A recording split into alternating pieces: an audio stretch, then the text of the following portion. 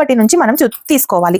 ఇక్కడ నుంచి ఎక్కడైతే నెక్ ఉందో ఆ నెక్ దగ్గర ఇక్కడ ఖర్చుకి వదిలిపెట్టుకొని ఇక్కడ నుండి స్ట్రైట్ గా మనం ఈ విధంగా తీసుకోవాలి. చూసారు కదా, ఈ విధంగా తీసుకొని ఈ గీత నుండి ఈ గీత వరకు మనం ఈ విధంగా మనం స్ట్రైట్ గా పెట్టేసుకోవాలి.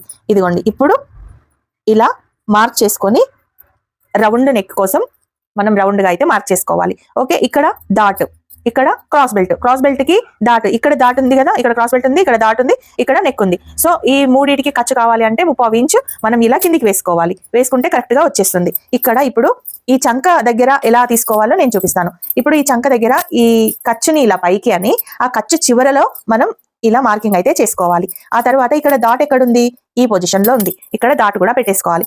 ఇది ఎక్కడుంది చూడండి, ఇక్కడ మనకు ఫిట్టింగ్ పాయింట్ వచ్చింది. కానీ ఈ ఫిట్టింగ్ పాయింట్ కంటే 1/4 ఇంచ్ ఎక్కువ తీసుకుంటే ఇక్కడ మనకు డాట్కి ఈ దానికి కరెక్ట్ గా సెట్ అవుతుంది. డాట్ పెట్టినప్పుడు 1/2 ఇంచ్ మనకి తగ్గిపోతుంది కాబట్టి కరెక్ట్ గా ఫిట్ అవుతుంది. ఇప్పుడు ఇక్కడ నుండి చూడండి, ఇక్కడ నుండి ఇక్కడ ఎక్కడైతే క్రాస్ బెల్ట్ ఉంది, ఎక్కడైతే మీకు డాట్ ఉంది, 4th డాట్ అక్కడ, ప్లస్ ఇది క్రాస్ బెల్ట్ ఇక్కడ అనమాట.